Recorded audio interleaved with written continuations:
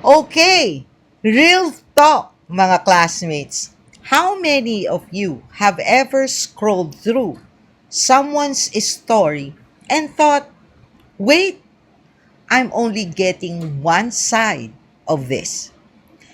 What if I told you that's exactly what was happening with Jesus' story in the first century?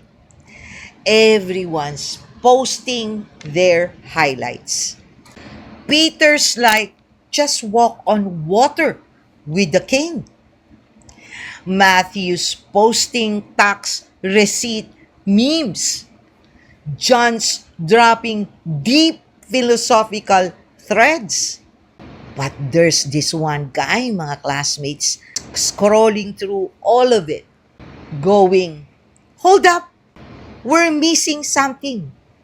Where are the women's story? What about the outsiders? What about the full context? That guy, his name's Luke, and he's about to become your favorite gospel writer. Want to know more about him and how he ended up writing this gospel, mga classmates?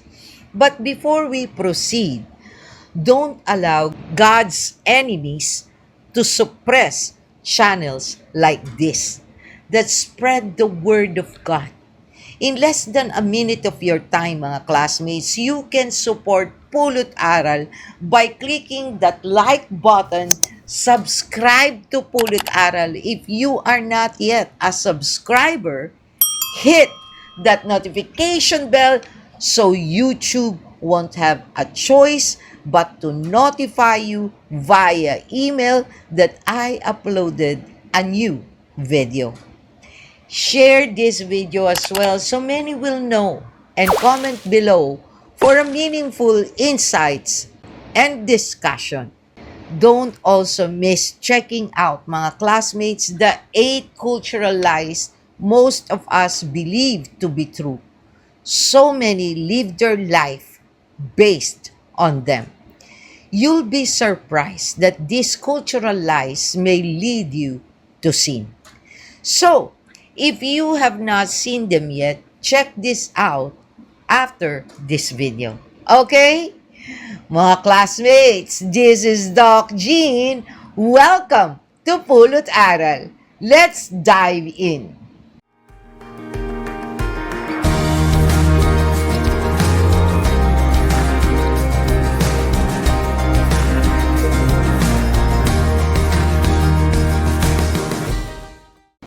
Part 1, the original content creator. So who is this guy, mga classmates? Let's break it down. Who Luke is. 1, he's Greek, not Jewish. It's already different. He's a physician, has a whole medical practice going, as stated in Colossians 4, verse 14. Look, the beloved physician greets you, as does Demas. He's highly educated, fluent in that smooth literary Greek. He's friends with Paul, like travel together, get arrested together, friends. And a vision appeared to Paul in the night. A man of Macedonia was standing there, urging him and saying, come over to Macedonia and help us. And when Paul had seen the vision, immediately we sought to go on into Macedonia, concluding that God had called us to preach the gospel to them. Acts 16 verses 9 to 10. Luke alone is with me. Get Mark and bring him with you, for he is very useful to me for ministry. 2 Timothy 4 verse 11. But here's the kicker, mga classmates. He never met Jesus, not once. So how does someone who wasn't there write one of our 4 official biographies of the Son of God? He does what any good journalist will do. He investigates. Part 2. The deep dive. Picture this. It's around 85 to 90 AD, mga classmates. Luke's traveling with Paul, hearing all these stories about Jesus. And he's noticing gaps, inconsistencies, missing perspectives. So, he starts asking questions. He's basically doing the first century equivalent of a documentary interview series. Imagine him, mga classmates, sitting down with Mary. So, Mrs. Mary, take me back to that angel announcement. What did Gabriel actually say? How did you feel? Tracking down the shepherds. You guys were the first to know. Tell me about the angels' playlist that night. He's getting eyewitness accounts, cross-referencing stories, and checking sources. In his own words, I myself have carefully investigated everything from the beginning to write an orderly account. Theophilus, mga classmates, means lover of God. Inasmuch as many have undertaken to compile a narrative of the things that have been accomplished among us, just as those from the beginning were eyewitnesses and ministers of the word, have delivered them to us, it seemed good to me also, having followed all things closely for some time past, to write an orderly account for you, most excellent Theophilus, that you may have certainty concerning the things you have been taught. Luke 1 verses 1 to 4. Mga classmates, this isn't just copy-pasting from Matthew and Mark. This is primary research. This is let me get the full story. Part 3. Why Luke hits different today? Here's why, mga classmates, you need to pay attention to Luke. Number 1, he centers the outsiders. While Matthew's audience is more focused on the Jews and intent to prove that Jesus is the promised Messiah, and Mark's action-packed gospel focused more on the Gentiles, specifically for Romans, and intent to prove that Jesus is the Son of God, looks like, what about the Gentiles in general? The Samaritans, the women, the poor. He's constantly highlighting people on the margins. Sounds familiar? That's our generation's whole vibe. And the intent, mga classmates, is to prove that Jesus came to save people from all walks of life. Luke, being a Gentile, he fully understood how hard and challenging it is to try and fit into the extension of the Jewish religion. Mga classmates, this is challenging because at that time, Jewish people treated Gentiles as their enemies and unclean people. You see, mga classmates, at that time, Gentiles were told by the Jews that they need to be a Jew first to undergo the process called proselytizing, then become a Christian in order to accept the salvation offered through Christ. Gentiles were told that they need to adhere to all Jewish laws first before they are able to receive forgiveness and be saved. But Luke clearly corrected this, that Jesus loved them all and came to save them just as he did the Jews.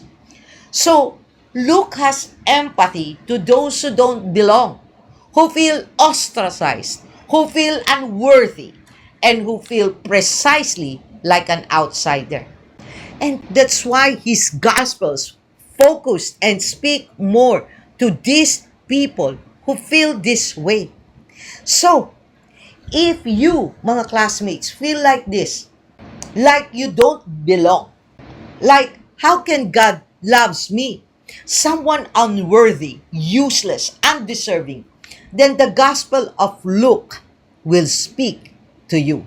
By the way, mga classmates, if you have not checked out the biography of Matthew, who wrote the Gospel of Matthew and Mark, then please do check it out after this. Okay? Number 2, he values women's story. In a culture at that time where women's contribution to society was limited to domestic responsibilities and childbearing, Jesus openly affirmed the ministry of women in his earthly ministry. Luke 8 verses 1 to 3. As a matter of fact, the word woman occurs 43 times in Luke as compared to 49 times in both Matthew and Mark combined. Luke names 13 different women, more than any other gospel. He gives us Elizabeth, Anna on Luke 2, verses 36 to 38, Mary's whole woman's perspective, Mary and Martha's story, Luke 10 verses 38 to 42, and it is the women who followed Jesus till his death, Luke 23 verses 49 and Luke 23 verses 55 to 56. He's basically doing first century representation work. In addition, Luke chose to feature parables of Jesus that featured women as heroine, such as the parable of the lost coin and the parable of the persistent widow. This will definitely give a good approval ratings for those staunch DEI and feminist crowd nowadays. Right, mga classmates? Number 3, he gives us the best stories. No Luke equals no prodigal son, no good Samaritan, no Zacchaeus in the tree. There will be no today you will be with me in paradise to the thief on the cross. Let that sink in, mga classmates. Some of the most iconic, foundational stories of forgiveness, mercy, and grace only exist because Luke asked the questions. Number 4, highlights Jesus' humanity. In an attempt to portray Jesus as the perfect man, as 100% human being, mga classmates, Luke highlights Jesus' humanity in multiple ways. Luke talked about prayer, and in the 4 Gospels, 15 occasions of Christ praying are reported, 11 of which is found in the Gospel of Luke. Luke 6 verse 12, chapter 9 verse 18. Luke also focuses on Jesus' emotion. Luke 19 verse 41, chapter 22 verse 44. Part 4, the unique content, the 59% factors. Here's the crazy stat, mga classmates. 59% of Luke's gospel appears nowhere else. That's not just a few extra stories. That's half the content being exclusive. And 27% of the New Testament, which is more than the entire Pauline epistles and his gospel, is the longest book in the New Testament. So mga classmates, what's in that 59%? 1, the entire Christmas story as we know it. Shepherds, angels, no room at the inn.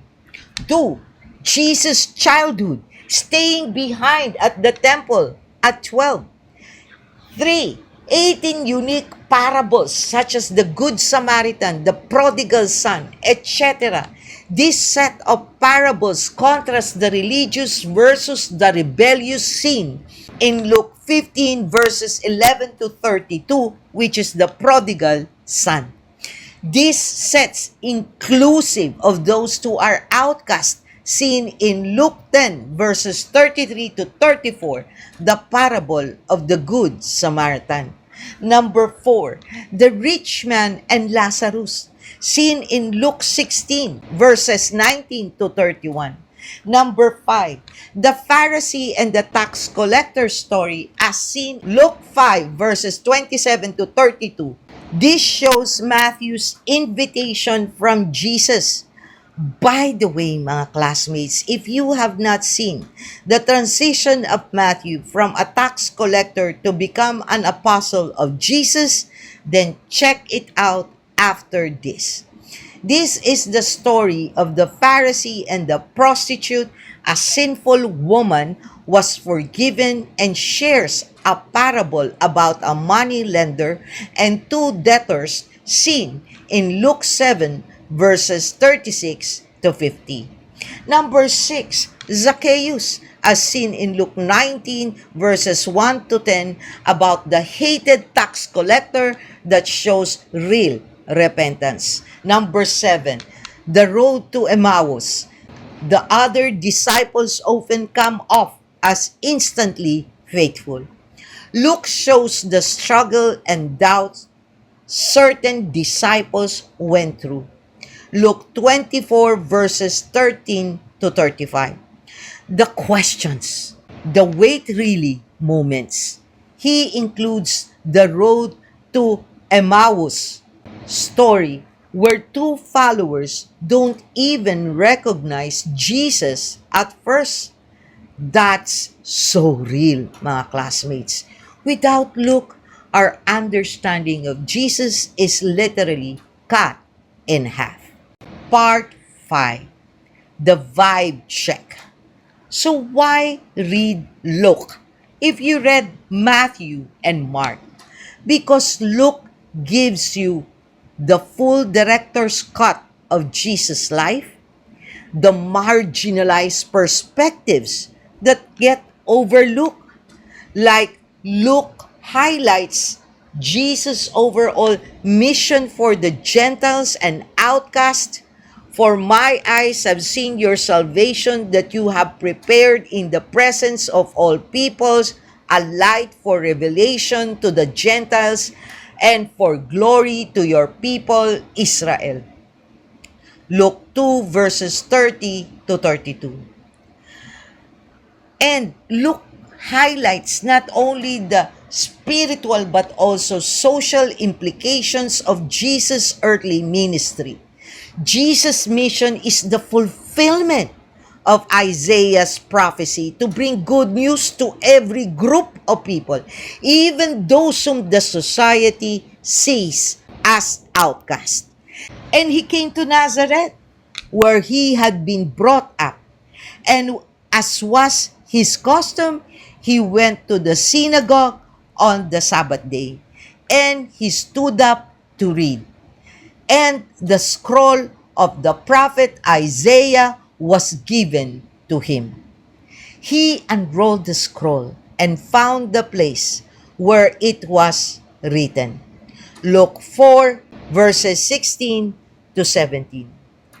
The Spirit of the Lord is upon me, because He has anointed me to proclaim good news to the poor. He has sent me to proclaim liberty to the captives and recovering of sight to the blind, to set at liberty those who are oppressed, to proclaim the year of the Lord's favor. Luke 4 verses 18 to 19. Also, mga classmates, Luke made it clear by including these stories just as the prophets before. Jesus did not limit his ministry to the in-group. He is for all, regardless of race, gender, or class. And he said, "Truly I say to you, no prophet is acceptable in his hometown. But in truth I tell you, there were many widows in Israel in the days of Elijah, when the heavens were shut up 3 years and 6 months, and a great famine came over all the land. Luke 4, verses 24 to 25.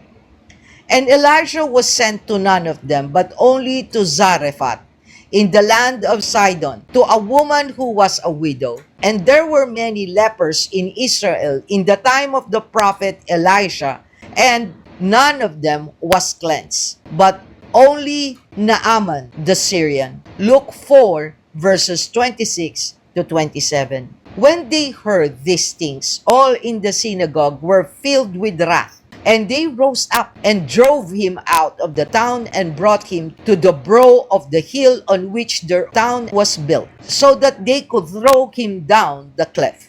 Luke 4, verses 28 to 29. Another, mga classmates, is the literary artistry. His Greek is beautiful. Next is the historical context. He dates everything, names, rulers, Luke's genealogy demonstrates the universal scope of Jesus' salvation.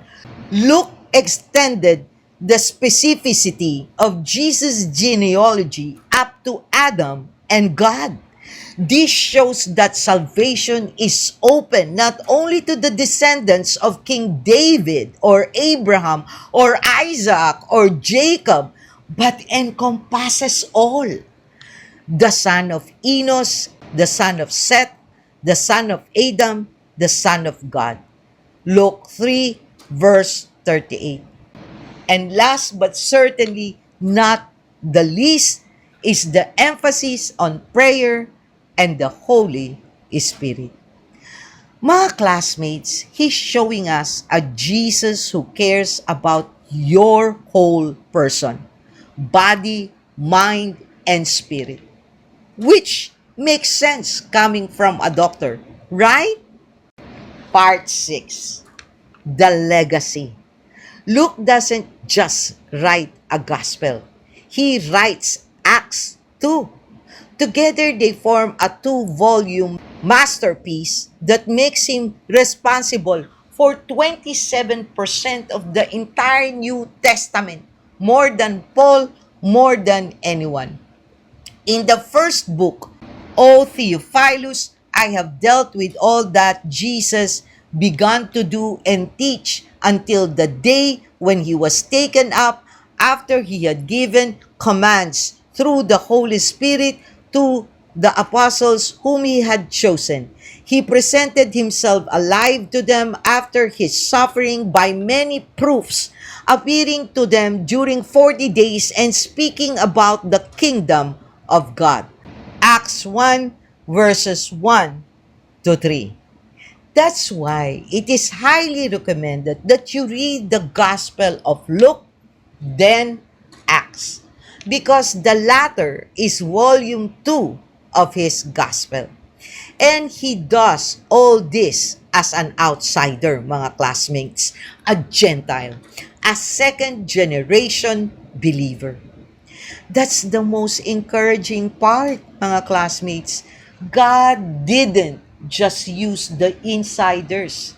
He used the educated Greek doctor who asked good questions, the careful researcher, the compassionate observer.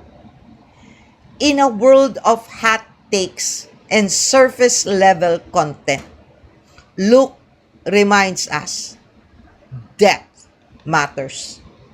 Research matters. Multiple perspectives matters.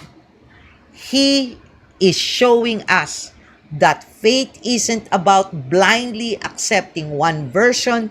It's about investigating, asking questions, and putting together the whole and full picture.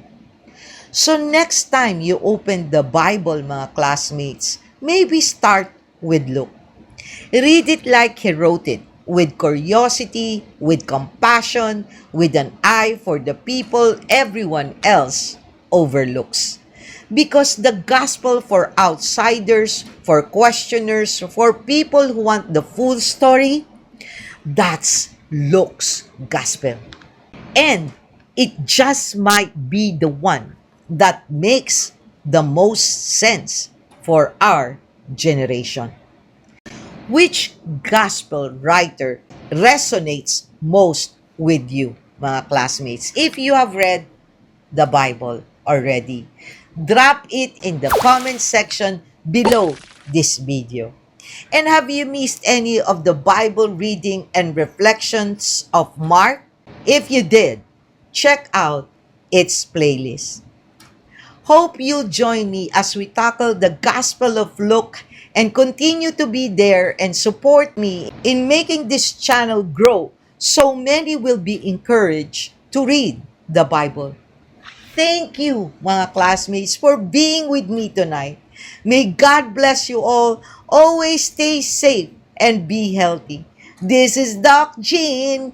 Bye!